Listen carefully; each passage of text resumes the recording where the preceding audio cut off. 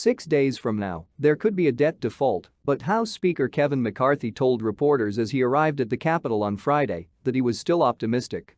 Although McCarthy refused to go into specifics about the framework under discussion, he claimed that negotiators made progress overnight.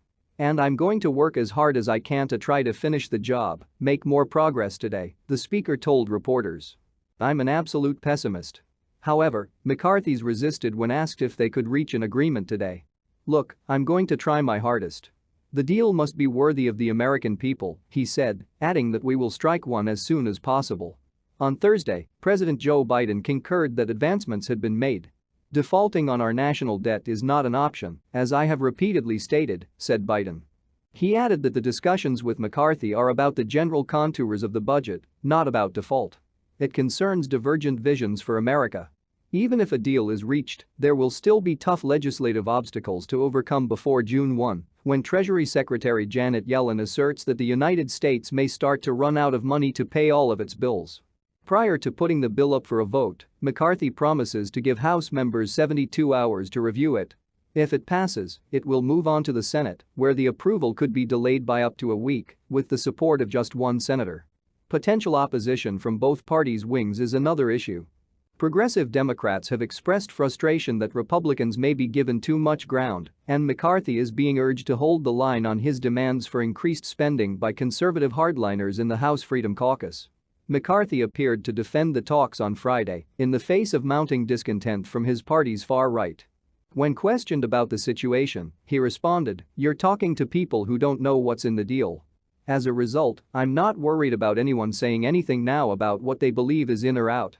Every time we reach a decision, we'll make sure to first brief the entire conference," he continued. According to senior congressional correspondent for ABC News Rachel Scott, negotiators are considering a plan to raise the debt ceiling through 2024, increase spending on veterans and defense for 2 years, and recover COVID-19 funds that have not yet been used. Representative Garrett Graves of Louisiana, a leading Republican negotiator, stated that Friday work requirements were a major problem. Graves told reporters as he left McCarthy's office on Friday afternoon that we're still not there on a debt limit agreement, but that a deal over the weekend is still possible. The main issue Graves listed was that some federal programs have work requirements. Republicans have repeatedly demanded that any agreement include work requirements for capable individuals between the ages of 18 and 55 who are single. According to Graves, Democrats are currently willing to let the debt go into default in order to keep providing welfare benefits to those who refuse to work. "I mean, that is crazy to me that we are even having that debates," the speaker said, "if you're really going to fall on the sword for that versus actually negotiating something that changes the trajectory of the country for spending." Republicans responded when asked if they might consider eliminating work requirements. "Hell no. Hell no," said Graves. "Not at all likely." He added that the parties are still talking about permitting reform.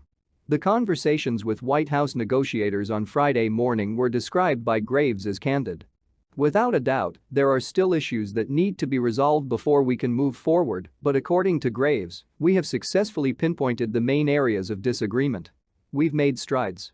I stated 2 days ago that there had been some progress on some important issues, but I want to be clear that there are still many important issues on which we have not yet made progress."